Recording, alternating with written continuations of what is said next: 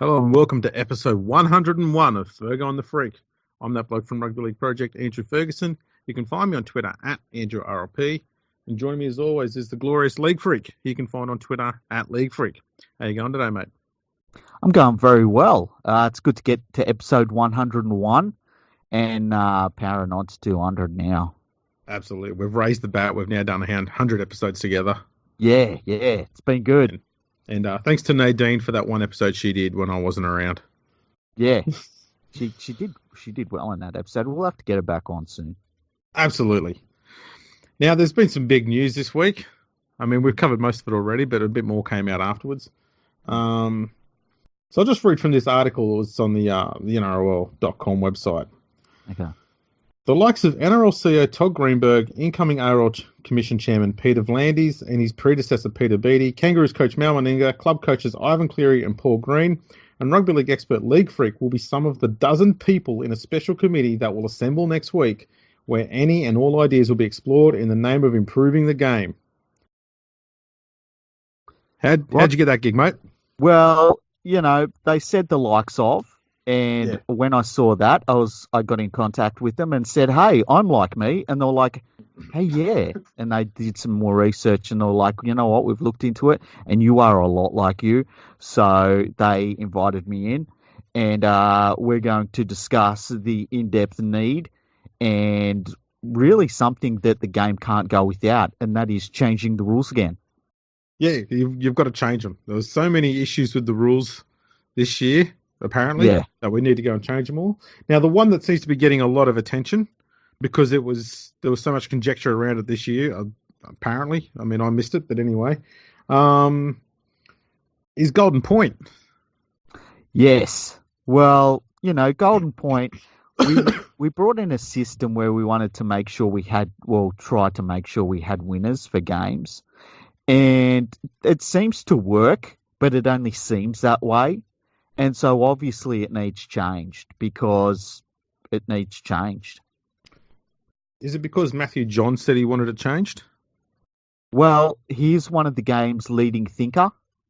And yeah, I mean, the Johns brothers, they're really at the cutting edge of think in the NRL.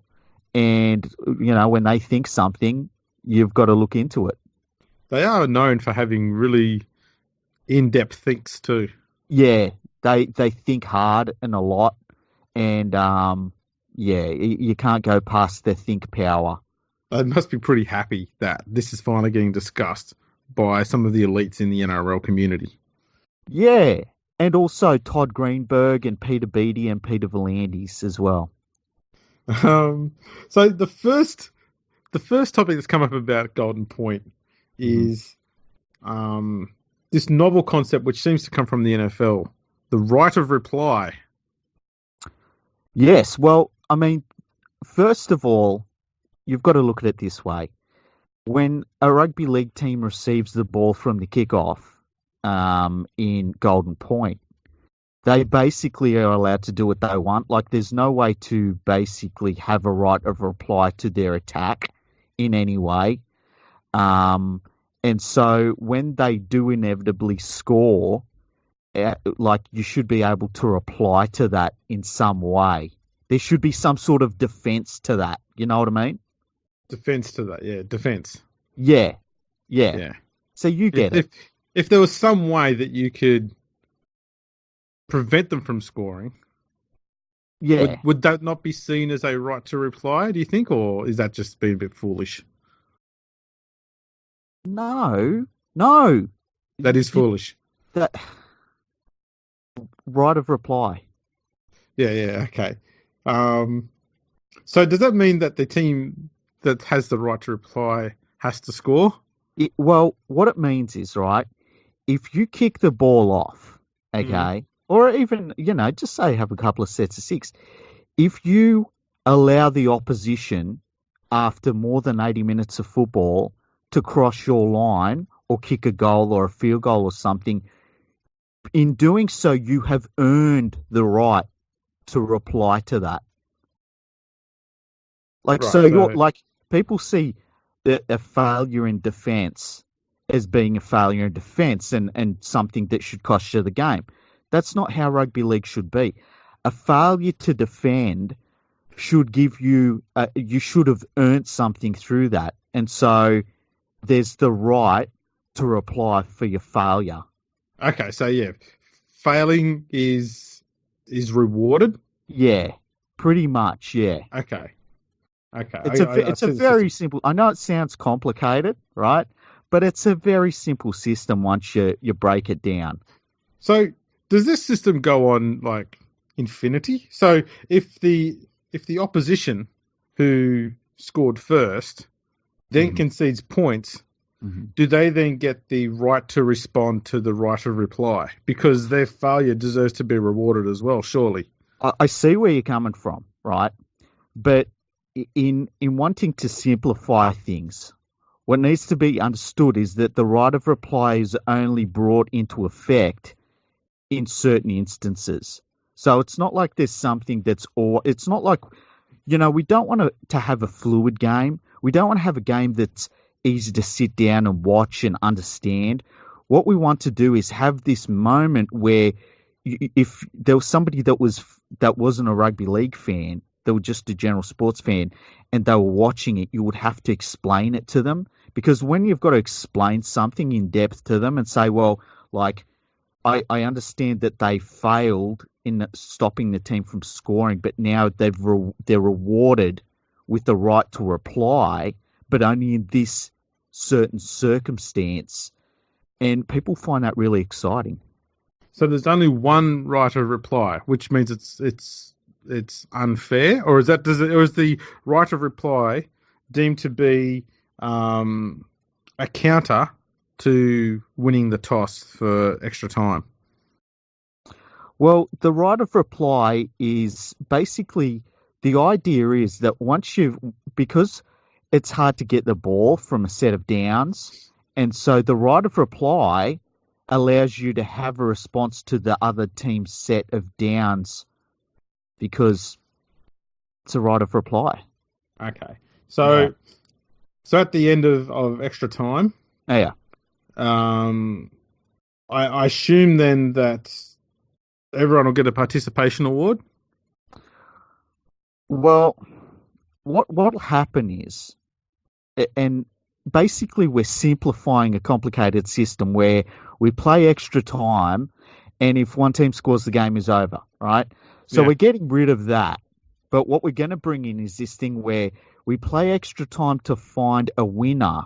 And if one team scores, the other team gets a right of reply. But if they get that right of reply and then they score, then what we'll do with the point system is we're thinking of like sharing the points, so each team gets a point. Okay, so that's the end result is no result like they used to have. No, because they were given a right of reply, and we've got a result out of the right of reply. Right, gotcha. Yeah. It sounds, look, it's simplifying an overly complicated scenario that we have right now. It sounds very thorough too, though. I mean, you're making sure that everyone's got an opportunity here to win a game. Yeah. And everyone also has the same opportunity to draw the game. No, we're not having draws. We don't want draws, but we've got the right of reply. And so, like, because what you've got to understand, and this is something that's a lot of people are going to find it really hard to understand, okay? I'm struggling here. Yeah, it's all right. It's all right, right? Because what we're bringing in is this concept where a team has the opportunity to win a football game in extra time.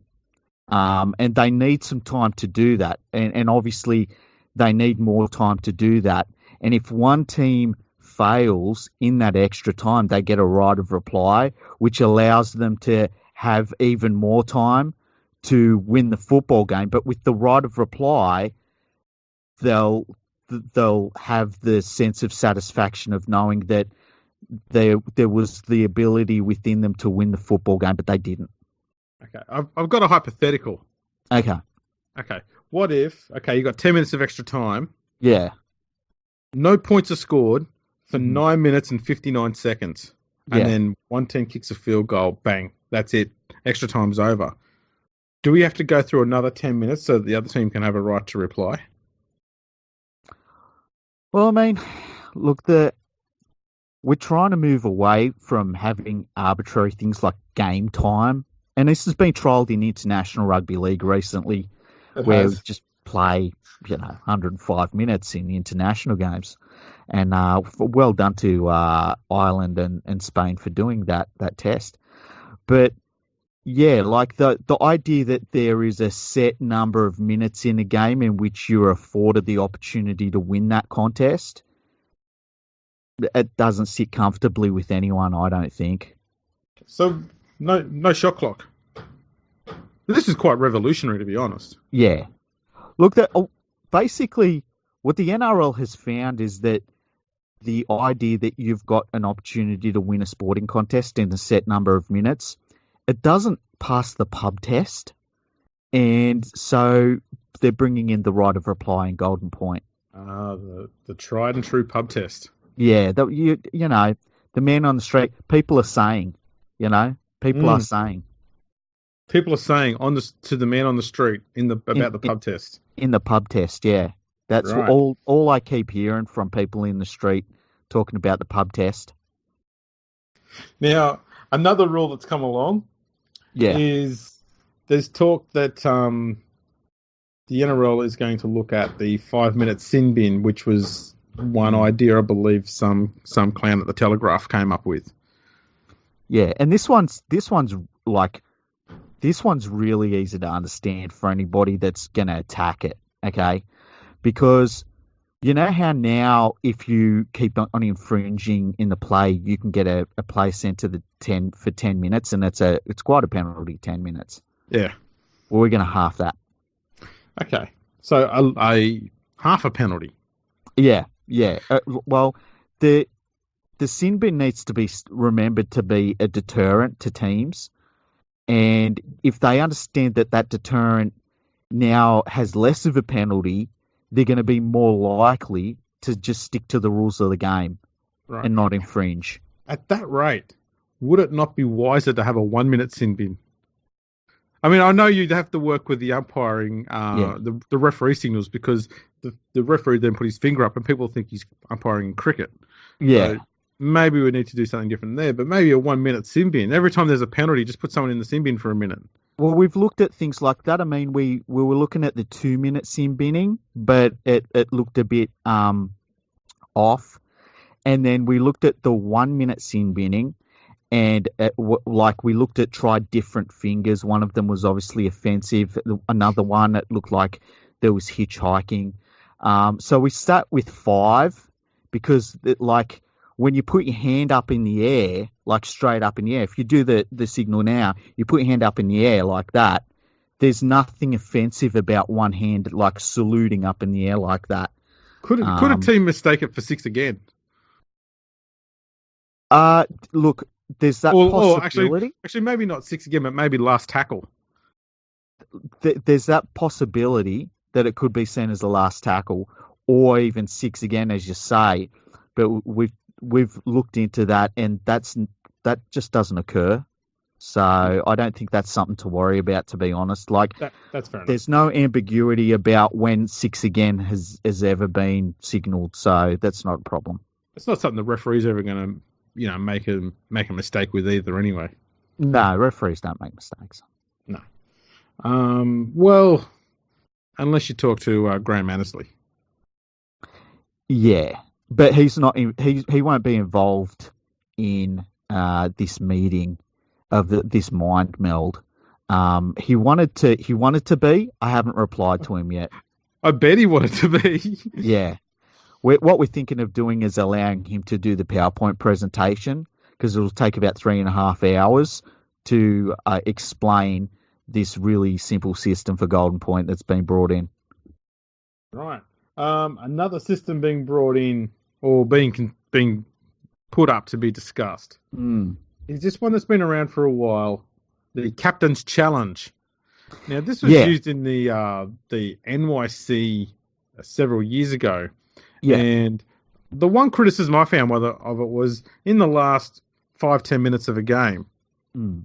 the coach would save up all of their challenges until that period. So then you had this period of the game at the end when Mm. teams were vying for a victory, Yeah. and the game was being stopped every 35 seconds for these captains and or coach challenges and whatever else.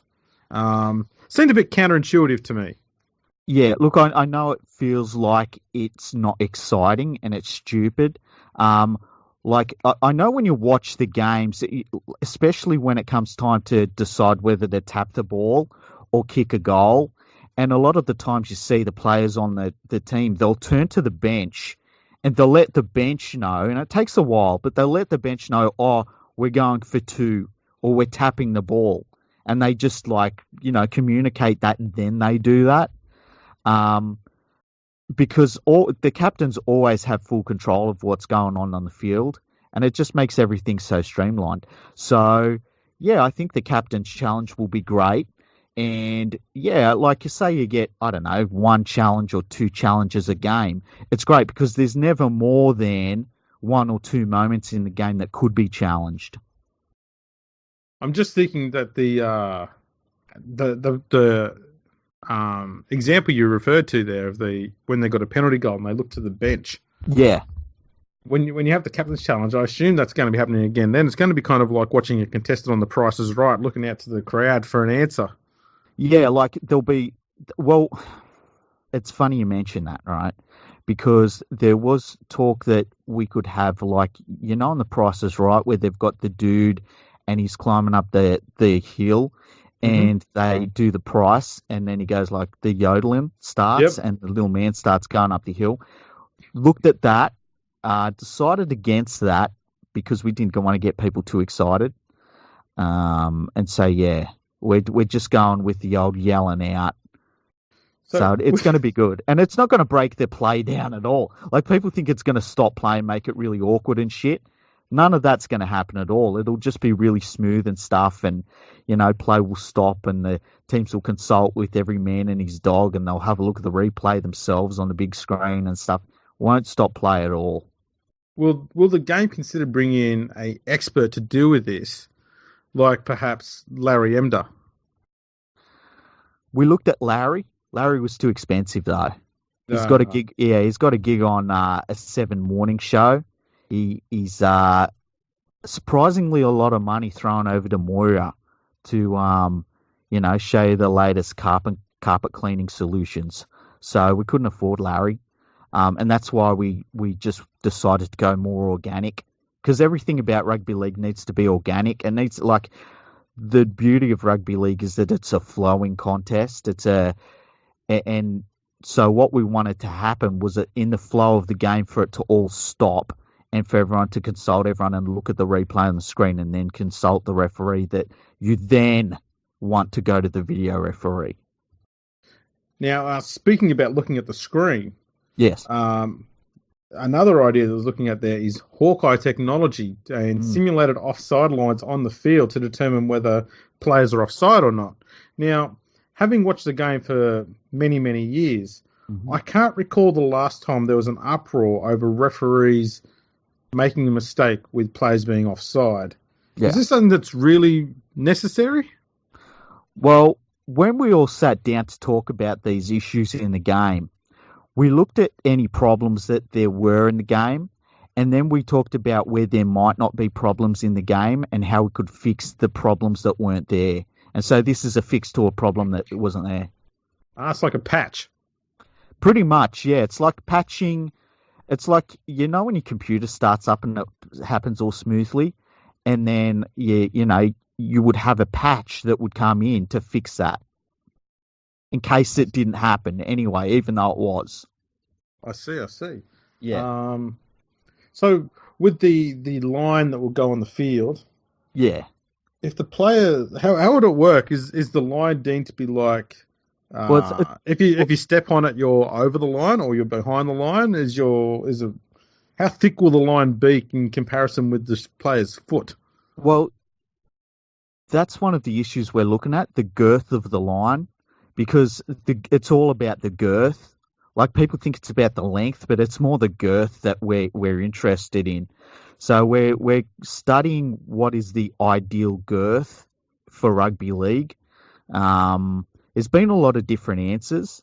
Weirdly enough, it's different between the men's and women's game as well. Like we consulted the women's side of the game too. They liked a different girth than the men's game did.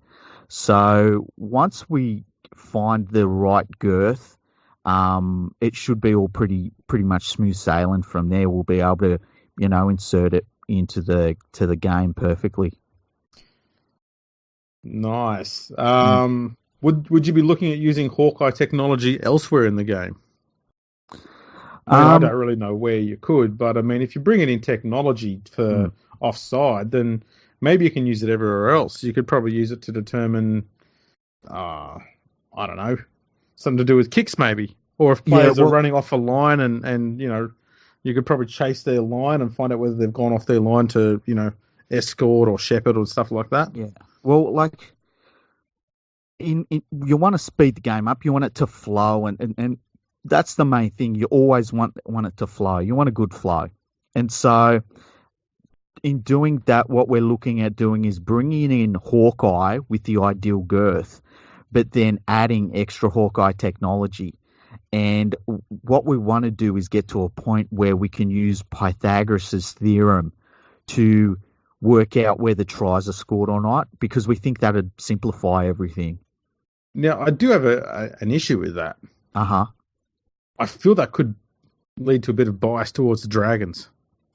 And why is that? Because they don't like scoring from kicks? They don't believe in it? That's right. Yeah. Well, they also think that they don't count as much. And so this could actually reduce the score in games where the Dragons are playing and give the Dragons a chance of winning. I'm not saying they're going to win, but I'm just saying that it could increase their chances of winning those tighter games. Yeah, I agree. And you've got to look at everything. Yeah, you can't take anything off the table. And so, and I know the Dragons have taken scoring from kicks off the table, and they're allowed to do that. You can play rugby league however you want it, whether you want to play it well or poorly. They've also taken tries off tap-ons and bat-ons and off the sixth tackle off the table as well. Yeah, so they're making the game a bit more trickier, I guess, to score in. Well, traditional. It's like you want to play the game in the way it was meant to be played. And, a lot of people think that means attacking football and having structure and things like that. And it doesn't necessarily mean that. No, it means soccer. Yeah. Yeah, okay. That's where McGregor wants to go. Would that be a rule that would apply more solidly to Dragons games than anyone else, just to keep Mary happy so he can get another contract? Well, and this has been talked about amongst the Brains Trust as well. Every game is different and every team is different. And as a result, these games are just refereed differently. Oh, that's we've been told about that quite a bit of late. Yeah, but the aim is to be consistent in the way that teams are refereed differently. Okay. Now, I see too that Ivan Cleary will be one of the 12 people involved in this discussion. Yeah. Are there any sort of suggestions you think that Ivan Cleary might come forward with? Because obviously they're going to be biased towards helping Penrith. Not that he's going to say that, but, it'd be silly not to assume that. Do you reckon there's anything he'd bring to the table that might be worth talking about? Well, look, Ivan come up with this idea that the middle of the field should be eliminated and it should just be backs that have go forward. I just don't think that's going to get much momentum, kind of like his forwards. So we'll have to see how that works out. Kind of playing the game on two separate fields with an out of bounds strip in the middle of the field. Yeah, pretty much. Like making the middle of the field completely useless. And yeah. The other thing he had an idea of was that you spend as much on your reserve grade team as you do your first grade team. He said that it's worked well at previous clubs he's been at. And yeah, so we'll see how that pans out. Well, that's nice of him. He's keen on wage equality. Yeah, that's true. Well, and that's the whole thing. Like this idea that some of your highest paid players should be just first grade players doesn't necessarily cut it in this day and age of equality for everything. And sometimes you do want to be spending millions of dollars on players that aren't first graders. So I assume then that salary cap conversation may also come up in this meeting. Most likely, yeah. After all of the medical retirements have been signed off on, and are there many more of those left? Well, funnily enough, you know what? It sounds weird, and it just must be the way that sometimes things work out. But once one player was allowed to be medically retired, all of a sudden, all of these players have career-ending injuries that are older players on big money that clubs would normally just have to burn their salary cap, and now they don't have to because these players are all having to be medically retired. All of a sudden, it's a little bit of a coincidence, but these things happen. It does. Now, are there any other rule changes or changes to the game or the salary cap, anything at all to do with the game that you'd be considering bringing to the table, I guess, for this big meeting next week? Well, not so much rule changes, but can I just take a moment to say, Sam Burgess, what a wonderful ornament to the game. I don't think people realise everything that he did in the game was pure and beautiful, and he's a beautiful man, and I love him, and we all love him, and I just wanted to say that. But outside of that, no, we don't. I mean, it's hard to come up with ideas because NRL 360's finished for the year. So, I mean, like, where do you get your ideas from? I don't know where else you're supposed to get your ideas from. Like when all of the Matty Johns isn't talking about footy anymore, NRL 360's finished, Phil Rothfield's on holiday. And so there are no more ideas. So we don't have any new ideas to talk about. Well, it might be an idea. This is just me spitballing here, okay? Okay. Is this just you, though, or is it like the man in the street that you've got this from in the pub? Because I've got to run this through the pub test first. We'll go with man on the street. Okay. I was on a street the other day. Okay. So we can make that work. Yeah. I'm just going to need to line up the timelines a bit. But yeah, we can make that work. Okay. Perhaps you could probably approach someone who doesn't do much work during the year, but is involved in rugby league and has some opinions. Sure, there are other people's opinions, but he expresses them himself. Yeah. Maybe approach Paul Crawley and see if he's actually got an original idea. Because we never know. It might actually be a good one. You know what? It's funny you mention that because there was a bunch of emails and stuff that were received by the National Rugby League, and they were recommendations for basically the same thing.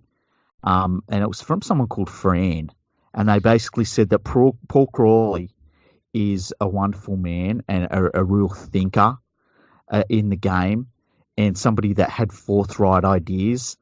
And that, like, these ideas were so good that they were given the thumbs up by Paul Kent sometimes. So, yeah, there is the thought that you could bring someone like him in, and because he's an ideas man, he's always got fantastic ideas, even if they are Phil Rothfield's. So, yeah, there's the thought of doing that as well. Because you've got to have partners in the game. One of the game's great partners is the media, because the media does so much for rugby league, promoting absolutely. it. Much great work. Wonderful work. Wonderful people, too. I'd even argue that the game wouldn't be where it is today if it hadn't have been for the great work of the media over the years. Yeah, well, rugby league didn't really exist until Foxtel and Channel 9. So without media, like sport just doesn't exist. That's right. And journos play a big role in that. The massive role. Massive role. They're like promotional people. Yeah. They're basically extra. They're like an extra arm of the NRL in that their promotion of the game is just it's something that needs to be recognised. And we recognise them by inducting them into the Hall of Fame alongside people that, do things like play the game. Yeah. One thing I was going to ask, Peter Beattie's time as ARLC chairman is coming to a close soon. Yeah. Is there any chance that he might be getting some rather expensive jewellery or something like that, or is Todd not signed off on any of that yet? Well, I don't think it's up to Todd to sign off on it. Like, Peter Beattie's the boss. He's the boss. Oh, so he can sign it? Yeah, pretty much. That cuts out a bit of administration drama. Yeah, it does. And the good thing about Peter Beattie and all the work he's done, because Peter Beattie joined the ARL board and then become chairman, and he went on a tour consulting with everyone. And at the end of that consultation tour, decided to stand down. And so Peter V'landys will come in and take his place. And Peter V'landys will do a tour to consult the people within the game, see what they want. We'll see where that ends up. Peter also has had the fantastic idea. He said that, in his time as the ARL chairman, he saw that there was a need to expand the game, and especially into Queensland, have more expansion teams in Queensland. And he just wished that he was in a position to make that happen. So it was nice to hear Peter say that. So he's been a bit hamstrung, has he, by red tape? Well, and I know he was the boss of all the bosses and the head of the game in the Australian game, but he just didn't have the authority to make anything happen. There's a lot of stakeholders in the game. Yeah, and he had to consult with them all and run it by them rather than make a decision himself as the ultimate chairman of the entire Australian Rugby League. I see. Well, this looks like it's going to be an absolutely stunning meeting. Yeah, it's going to be good. Is there anyone you wish was coming in along to be involved in the process that's not on the list? I'd like to see one of the game's great tacticians brought in Matthew Elliott. Not so much for his tactical nous in rugby league, which is unquestioned, but more just because he's got a nice selection of chai tea, and that always goes down well. He's a nice bloke too. He's a really nice bloke. You look at all of the players that played under him for many, many, many years that didn't matter how well or poorly they played under him and just got first grade starts all the time. They loved him. Great guy. You won't hear anyone say a bad word about him. Not a single bad word. No. See, I'm just trying to think if there was any other rules that need to be looked at. Is there anything else? I think another one that was on the list was about trainers and whether they were spending too much time on the field and whether the rules need to be changed about if they get involved in the play. Yeah, well, every rule that's been brought in has been to make sure that trainers don't affect the play at whatsoever. Like, the last thing we want is for trainers to be able to completely stop a game of rugby league, for instance. We don't want anything like that. So we're looking at only allowing the trainers to be on the field from the moment that the game kicks off to halftime, and then as soon as halftime kicks off, right until the last moment that the right of reply has come in. So outside of that, the trainers won't be allowed on the field. Right. I was thinking maybe you could find a way, I guess, to, I suppose, limit the amount of times they come on the field by instilling a bit of fear into them. And so every time they run onto the field, just say will pull a pin out of a grenade underneath your seat. That's a good idea, actually. Like physically threaten them with violence. Yeah. I think, and that way they'll go, right, if I stay in my seat, Yeah. no grenades will go off. Well, what we want to do is try and incentivize the teams to not have their players, their trainers out there. So what we're looking at was basically when a trainer is about to go out in the field, we strap a claymore mine on it to their chest. And I was just thinking, I kid you not, I was just thinking about the Claymore mine idea. I think that's a good one. Yeah, because if they're out there for longer than, say, 4 or 5 minutes, it goes off and it kills everyone within about 20-metre radius. And that'll just be an incentive. You've got to give the right incentive, you know. Yeah. But that could get messy, though. Well, if it does, you just medically retire everyone. That would work. Yeah. I mean, in somewhat, that's why we have to talk these things over, because then you've got to worry about salary cap implications of things like that, you see. It's very complicated. It is, especially if the Claymores have to come under each club's salary cap as well, because they probably should. You'd think so. We've also looked at things like getting some, like, you know how the trainers, a lot of the time, they'll run in from the side of the field. What we were thinking of doing is having only designated areas that they could run in from, and in the other areas where they're not allowed to run in from, well, we're going to get some Viet Cong to dig some pits and cover them over and stuff like that, so that there were like spikes in the bottom of them and things like that. There's a lot of things to discuss really at this meeting. It's going to be good. Can offers a alternative to that. Mm-hmm. Instead of the pits, you could just have snipers on top of the building. That way you don't have to go around digging holes everywhere. Yeah, snipers is a good one. Another thing that was trialled in International Rugby League to sort of bring in an attrition rate into the game was to make everyone walk to the game for, 15, 20 minutes and to feed them. Mate, that's hellish. You can't do that. No, well, I mean, we've got to bring in attrition back to rugby league. So, making them walk to the game, getting tackled has been looked at. Don't like tackling. There's a lot of that we've had requests from the Irish Rugby League to look at like tackling. That's one thing, and also feeding players meat and potatoes. Meat and potatoes. Instead of a salary cap, we'll feed some players meat and potatoes, and as opposed to what they normally have.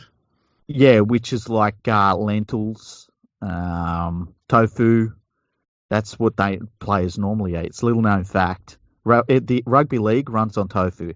People don't realise it. We are the single biggest importer of tofu in the world, just based on the NRL. Wow. Yeah. Do you know how much tofu, like someone like Entry Fafita goes through in a day? 12 kilos? At least. Wow.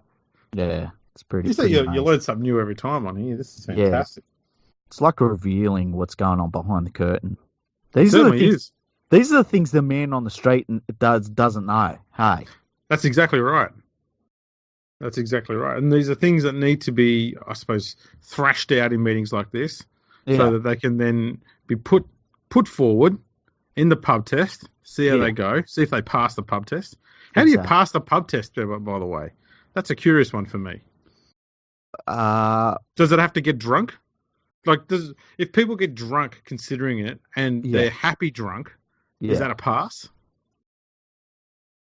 Theoretically,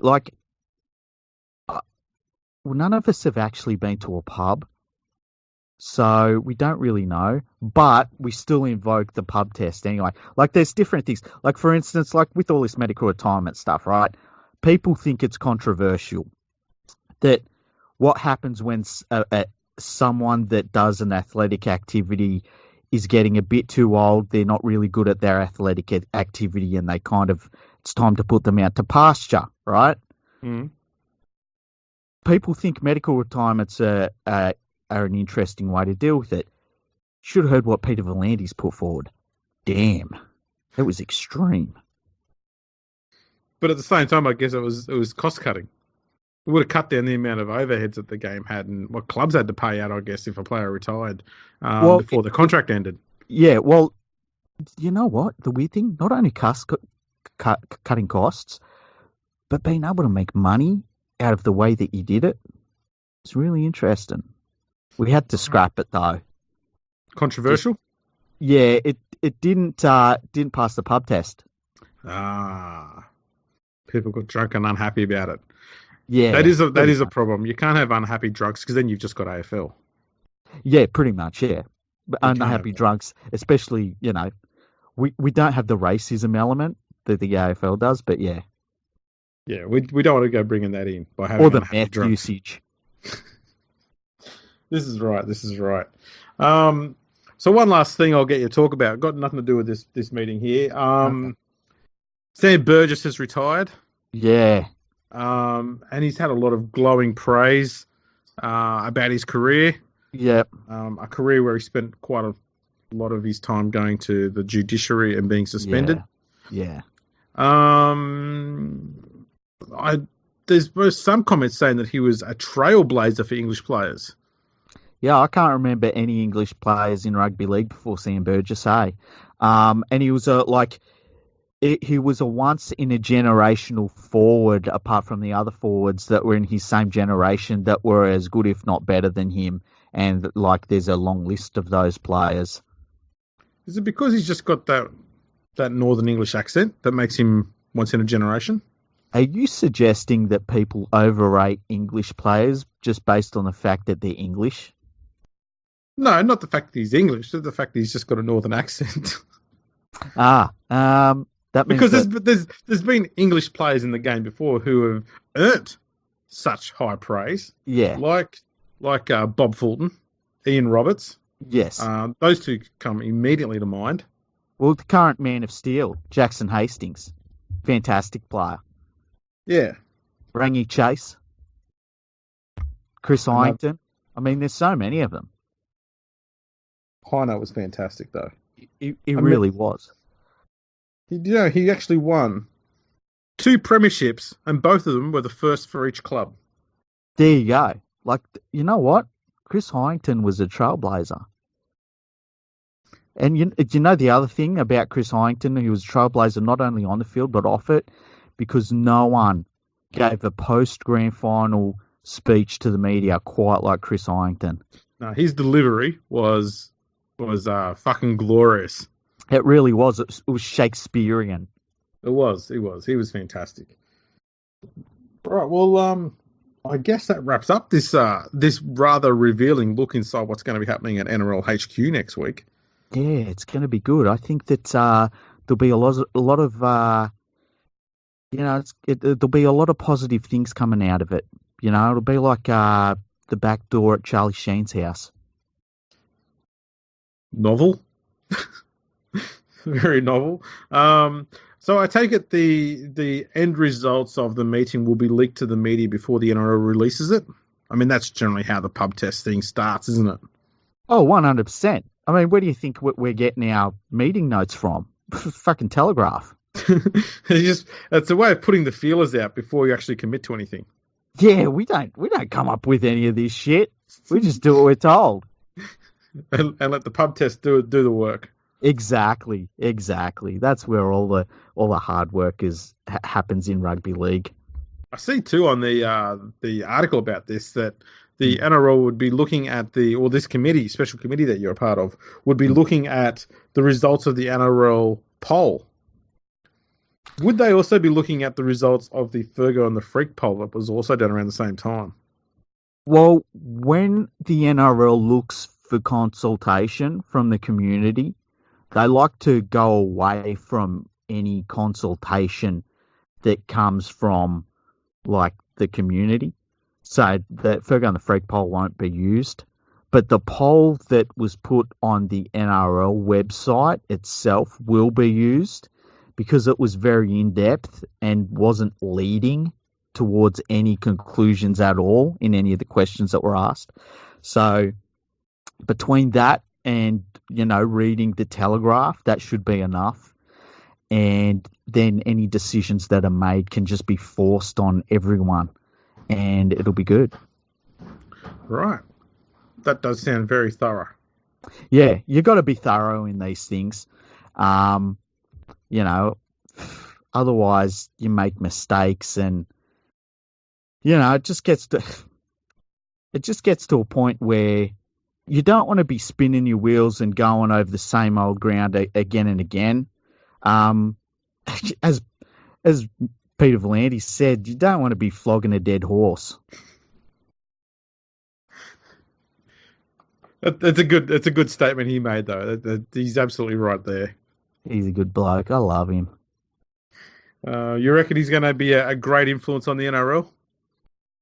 We'll see what happens once the consultation period is finished. He'll consult with all of the game's shareholders, lots of people that attend morning teas, politicians. Is he a morning tea type?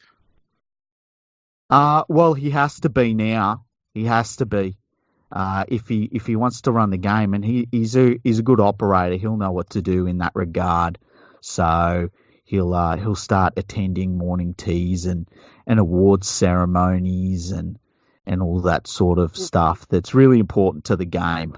I've got one idea for you to take to the meeting, if it's at all possible. Yeah. Is there any chance that the morning tea routine gets cut back a little bit just to save on costs and to give the actual head of the game a bit more time to actually run the game?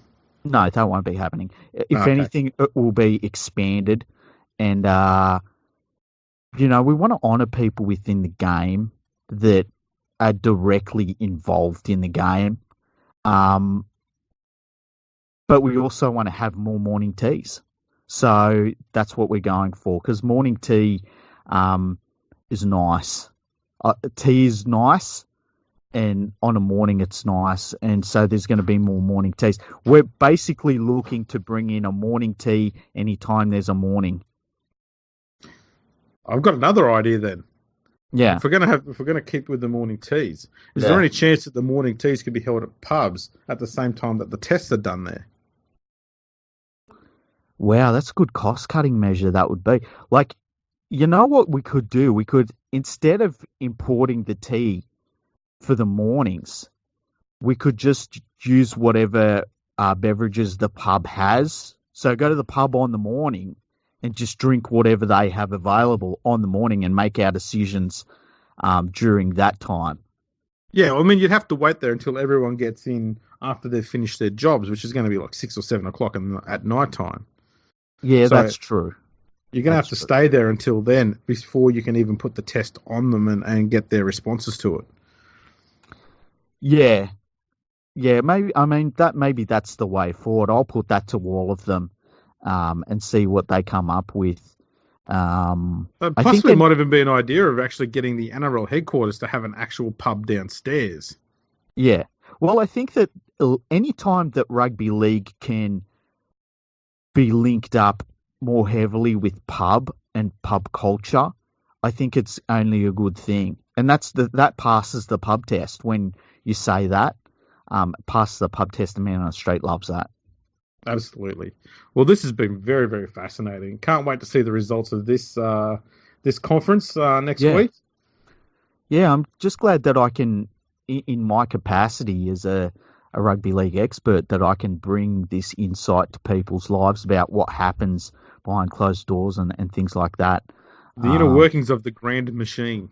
Pretty much, yeah. Yeah. It's, it's how the sausage is made, as Peter says. There you go. Except the sausages in Canberra on grand final week, they were a bit off colour. Yeah, they were green, and I didn't understand that. I've never ever wanted to eat a green sausage. No, everything about that looked bad. Yeah, pretty much. But thankfully, the NRL doesn't deal in green sausages. They just deal with proper, normal ones. Yeah, meaty, hefty, thick sausages. Does the NRL put the onions on top, or do they go the Bunnings approach and put them on the bottom to be socially responsible? Oh, yeah.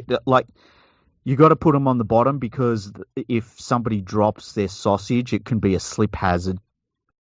Yeah, that's possibly true. Yeah. So we've got rules like when it comes, you've got to basically hold your sausage with both hands, so it doesn't become a slip hazard. And there's a maximum girth requirement, a minimum one and a maximum for girth of a sausage. Very, very big on that in NRL headquarters. As you should be. I was going to say, also, like, remember a couple of elections ago when what's his name? That politician grabbed the sausage and it took a bite from the other side. He ate it weird. Yeah. Yeah, we don't allow that. It's got to be straight down the gullet. Well, that is un-Australian. Yeah. I mean, sausage sandwiches are designed in nature to be smashed. Mm. You don't just nibble at them and use different... Just smash that thing. Just get it in your gullet. Yeah, no, that's fair enough too. That's rule 101 in the Australian Constitution is how to eat a sausage sandwich. That's what the man in the street wants. That's exactly right. On that note, thanks for giving us all of that insight. No worries, anytime. And if you want to check out you want to get in touch with Fergo on the Freak, you can get in touch on Twitter at FergoFreakPod. And you can drop us an email, podcast@leaguefreak.com. You got any questions for the great man next to us here? Other than that, thanks for tuning in. We'll catch you next time.